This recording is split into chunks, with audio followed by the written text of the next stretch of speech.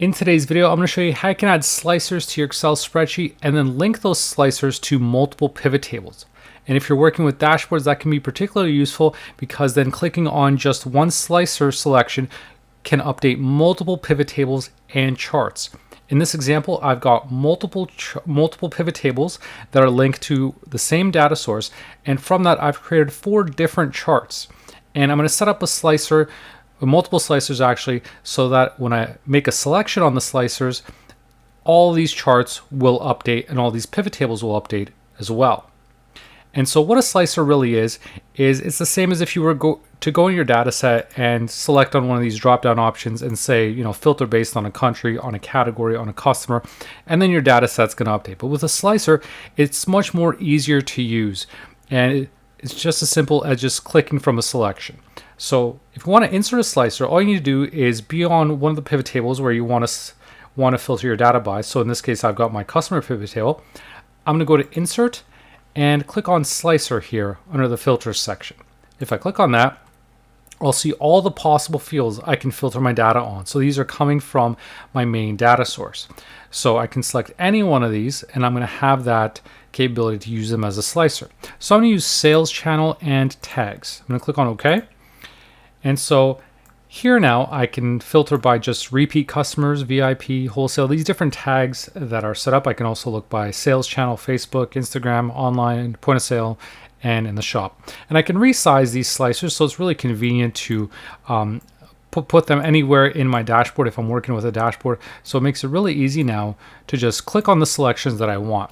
But because I only added this slicer from the customer pivot table, any selection that I make is only going to update that pivot table and that chart. So if I click on Facebook shop, you'll notice now that my grand total has updated here for the customer, and that's affected only my one chart here for this top customer. So you'll notice if I uncheck this, now my top customer mix changed there.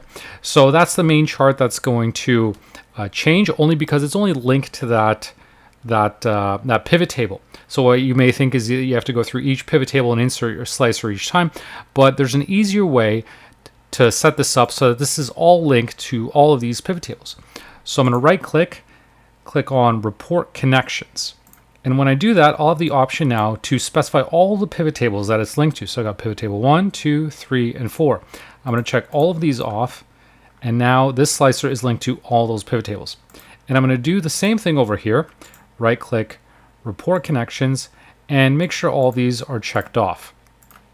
And now you'll notice now when I click on Facebook shop, it's going to update all these pivot tables and all of these charts. It's not just going to update just this grand total. So here I had 20,705, 237, 237, 133. So now if I click on this, you'll notice now these values have all changed and these charts have also all changed. So this is really useful when you're creating a dashboard, because oftentimes what you may want to do is just put your slicers around your dashboard, around your charts, and so that way if someone is looking at your dashboard, they can just click on any of these options and the charts are all automatically going to update based on those selections. So it's a really easy way now to make your charts more dynamic.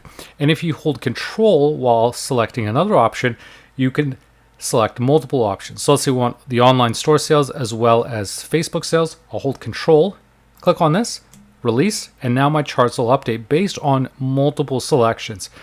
If I want a third selection, I'll hold Control again and click on this option as well, and that's going to update. I can also filter based on repeat customers. So in addition to these filters, I can filter based on this. So I'm really narrowing down the data set based on specifically what I want to look at. So you could add multiple slicers if you wanted to, however many filters you want. And if you link them all to your pivot tables, now you've got a really powerful dashboard where someone can just open it up and, without having any technical know-how in Excel, they can just click on whatever options they want to look at. Now, if I want to turn off all of these filters that I've put in place, I can just hit on this X with the filter icon, and that'll reset these selections, and the same thing goes over here. So if I just want to look at point of sale sales, easy enough, I can just click on that, and also look at wholesale. Now I've got those multiple filters. So Slicers really make it easy to create professional looking dashboards with these, because not only does it make it easy to filter the data, it also makes your dashboard look a lot nicer, because now you've got these different settings around it. It adds more color to your dashboard, and as you can see, it's really easy to set up. So when everything's connected to the same data set, you can create these multiple pivot tables from the same data set and connect slicers where they're linking to all these charts and pivot tables all at once. So that's how you can create slicers in Excel and link them to multiple pivot tables and charts. I hope you enjoyed this video. If you did, please make sure to leave a like and subscribe for more. Thanks for watching.